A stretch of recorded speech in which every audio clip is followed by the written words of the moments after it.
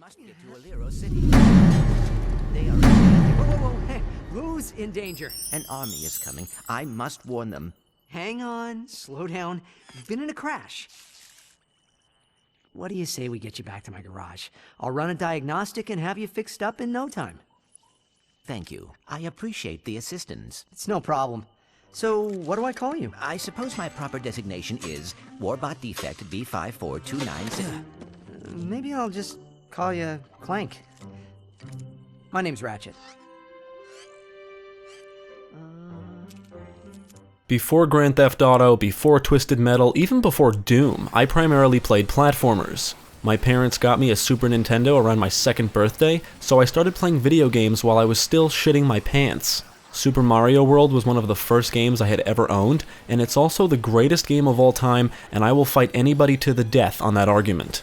When I got older, I eventually got a Sony PlayStation, but sadly, I never had a Nintendo 64, so I missed out on the greatest 3D platformer ever made, Super Mario 64. I eventually played it much later in life, but since I owned a PlayStation in the 90s, the original 3 Spyro games developed by Insomniac Games were my 3D platformers of choice. Spyro 2, Ripto's Rage, was always my favorite in the series, and I can remember beating it at least 20 times over the course of one summer. When I eventually obtained a PlayStation 2, I started to focus on different genres of games, and didn't play another Insomniac game until a few years ago, when I bought a copy of the Ratchet Clank HD trilogy for PlayStation 3. I got pretty far in the first game, but after hitting a difficulty spike, I just kind of gave up and never got back into it. I enjoyed what I played, so when I heard Ratchet Clank was coming to the PlayStation 4, I knew I would eventually get a copy.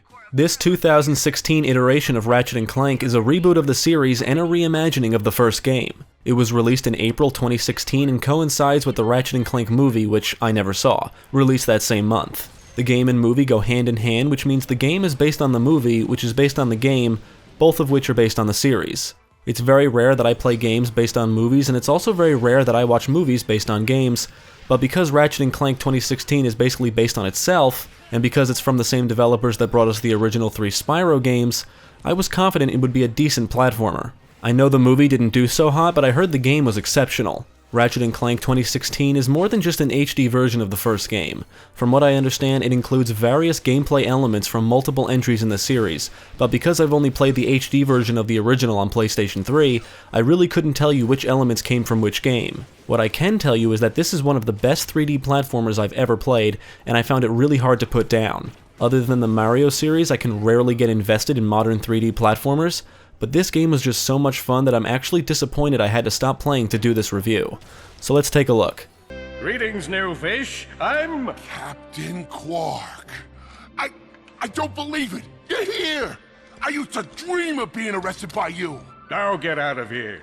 As one would expect from a typical platformer, Ratchet & Clank is what I'll call a family-friendly game with humorous and zany characters, and a story that actually isn't too bad for what it is. When the story begins, we find out that Captain Quark of the Galactic Rangers is imprisoned and is getting a new cellmate, Shiv Helix. Shiv is a huge fan of Quark and reveals that a game is being made based on his last adventure. Quark begins to tell Shiv his version of the story, and that's how the story plays out. As you're playing, you'll occasionally hear Quark's voice narrating the events of the game. On the planet Veldin, we are introduced to Ratchet, a young Lombax and mechanic, and his dreams of becoming a Galactic Ranger. Meanwhile, on the planet Quartu, Chairman Alonzo Drek oversees the construction of a robotic army built by Dr. Nefarious. These robots are known as warbots and make up some of the enemies in the game. A defective warbot manages to escape in a stolen ship, and after it's shot down, it crash lands on the planet Veldin. Ratchet rescues the warbot from the wreckage of the destroyed ship and names him Clank. Under Drek's command, the Blargians and warbots invade several planets, so Ratchet and Clank team up, become Galactic Rangers, and join the fight against Drek and his army. Because the game was in parallel development with the movie, the cutscenes are of high production values. Most of the voice actors do an excellent job, although some of the dialogue is cringeworthy, but I blame that on the writing. The cutscenes do make it feel like you're watching a movie, and overall it was a fun storyline that made me laugh quite a few times.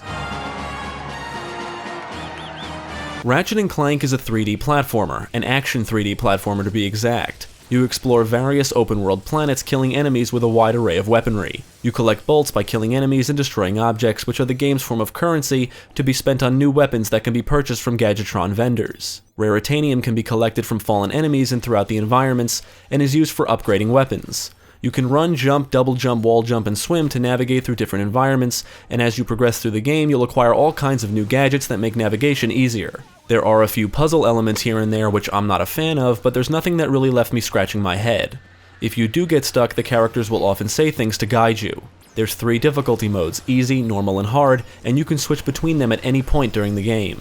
I played through the entire game on normal and found the pacing to be perfect. The game becomes gradually more difficult as you progress, and I never hit a spike as hard as the one I hit in the HD version of the original game. Gold bolts are hidden in each planet, and collecting them will unlock various extras like different appearance options, cheats, and behind-the-scenes artwork.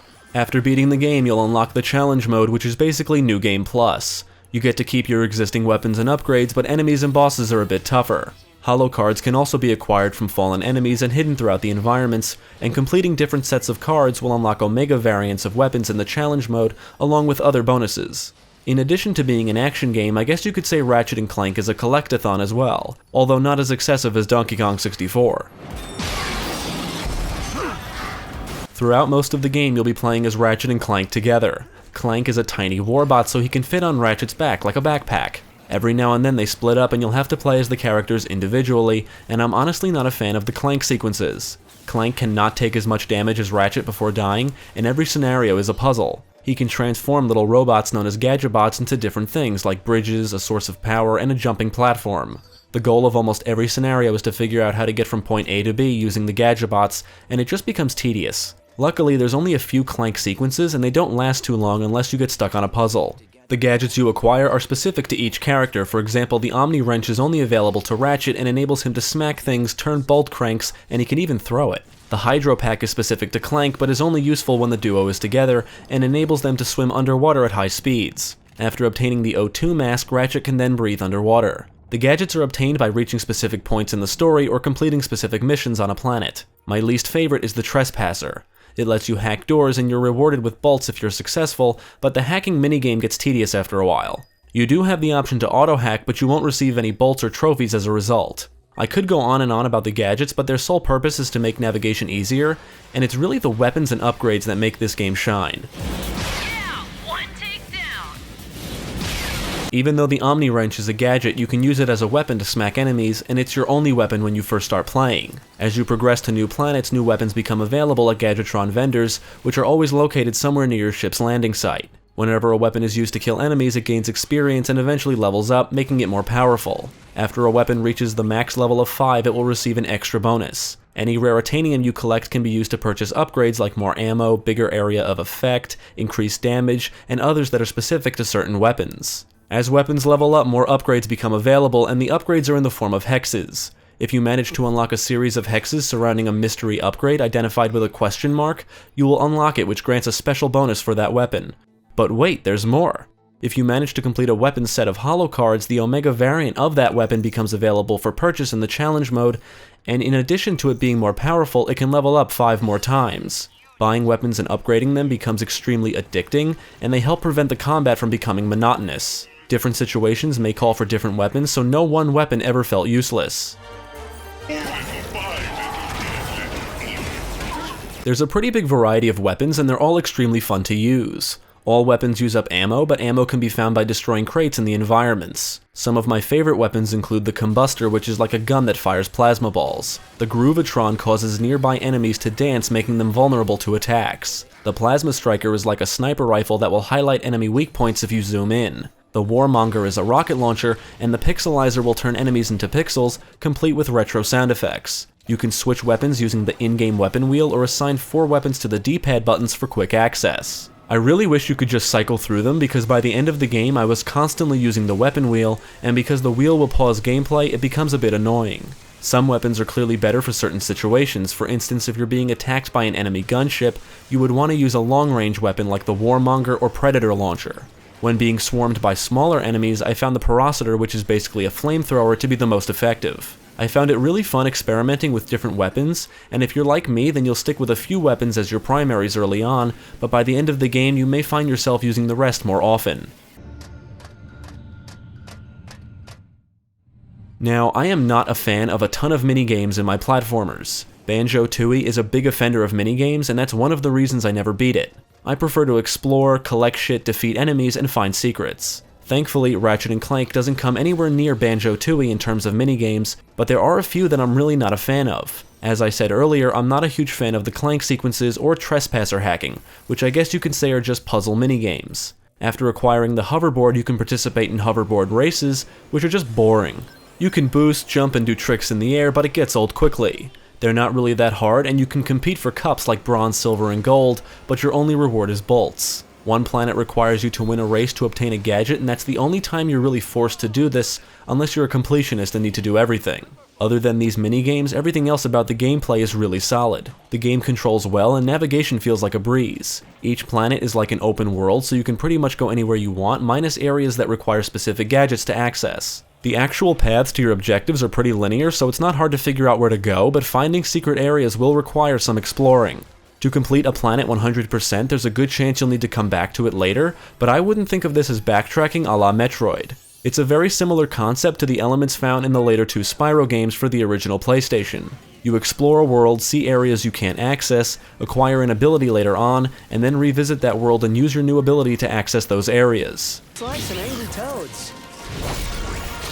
As Ratchet kills enemies, he gains experience, and whenever he levels up, his max health is increased by 10 points. Even on the normal difficulty mode, the game does put up a decent challenge, and I died quite a few times. Luckily, you'll always respawn close to where you died and never lose anything you've acquired. You can replenish health by finding nanotech throughout the environments. If you fail to upgrade weapons and just try to plow through the game, I can see how things may become a bit difficult. However, if you take your time, upgrade weapons, and collect as many bolts as you can, you'll find the gameplay to be just challenging enough to keep you engaged.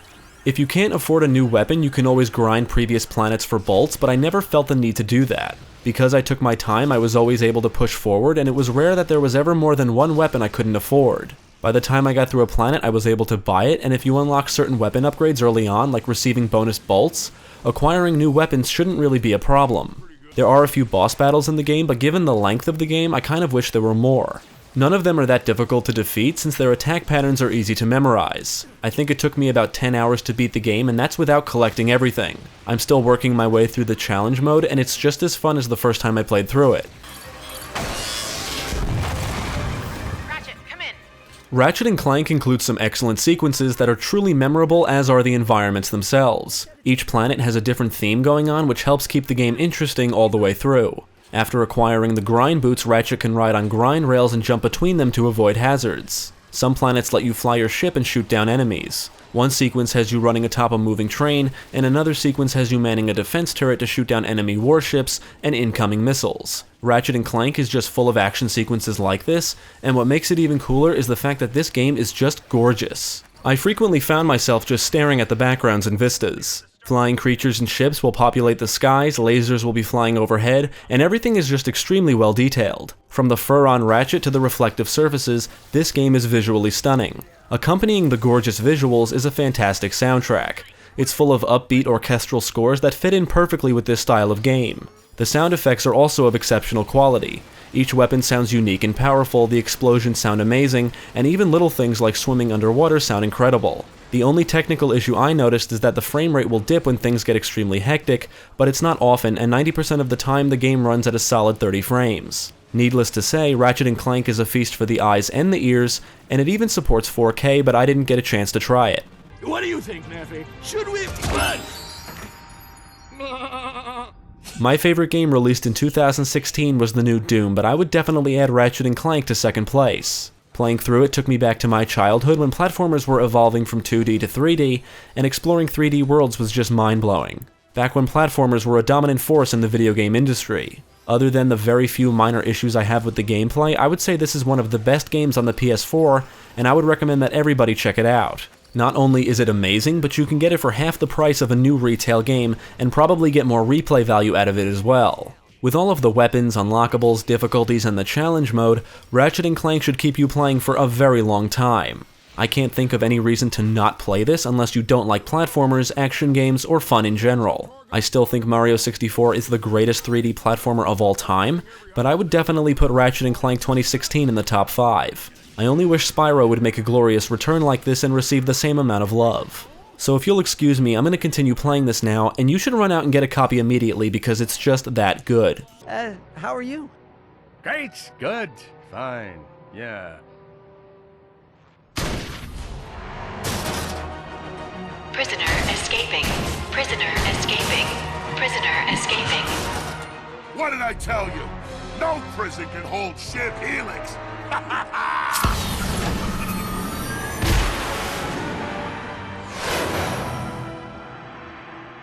Ready, pal? Always. Hey, you coming? Absolutely.